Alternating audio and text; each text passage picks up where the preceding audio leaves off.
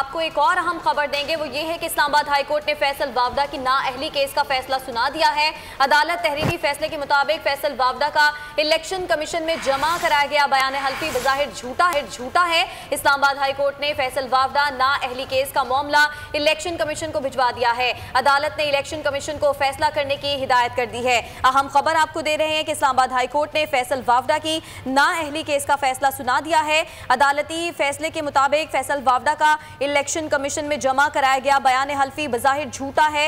Islamabad high court ने फैसल वावदा नाअहली का मामला इलेक्शन कमीशन को भिजवा दिया है और अदालत ने इलेक्शन कमीशन को फैसला करने की हिदायत कर दी है। अहम खबर आपको दे रहे हैं, इस्लामाबाद हाई कोर्ट ने फैसल वावदा की नाअहली केस का फैसला सुना दिया है।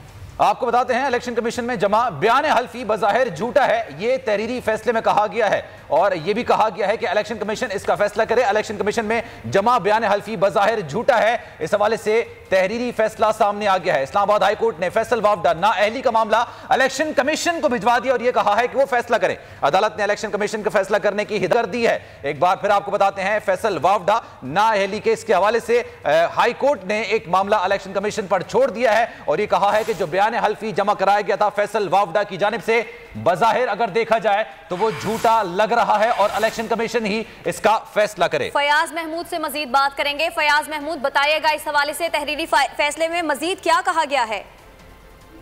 जी, इस्लामाबाद हाई कोर्ट ने इस वक्त फैसला सुना दिया है और जिसमें फैसले के मुताबिक इस्लामाबाद हाई कोर्ट ने कहा है कि फैसल वावदा उन्हें नाअहल करार नहीं दिया जा सकता।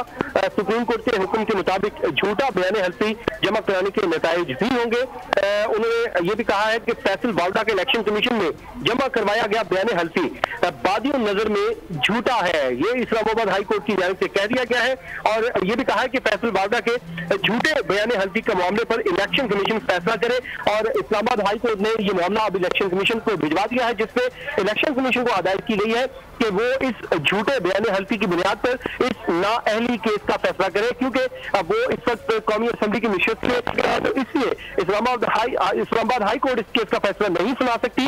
लेकिन इलेक्शन कमीशन को हिदायत की है कि वो इस केस की तहकीकात के बाद फैसला सुनाए। लेकिन साथ ही उन्होंने जो ऑब्जर्वेशन दी है वो बड़ी अहम है। उन्होंने कहा कि जो फैसल वावदा ने इलेक्शन कमीशन में अपना बयान हल्फी जमा करवाया था तो वो झूठा है और झूठा जो बयान हल्फी जमा करवाने के सुप्रीम कोर्ट ऑफ पाकिस्तान के फैसले की रोशनी में नताइज भी है जो कि भुगतना पड़ सकते हैं। ये आज इस्लामाबाद हाई कोर्ट के जस्टिस आमिर फारूक की जानिब से फैसला सुनाया गया है और इस्लामाबाद हाई कोर्ट की जस्टिस आमिर फारूक ने आज ही इसका फैसला महफूज किया था, जो अब से कुछ ही देर कबल ये फैसला सुनाया गया है। ठीक है, बहुत शुक्रिया फयाज महमूद, आप हमें अपडेट कर रहे थे।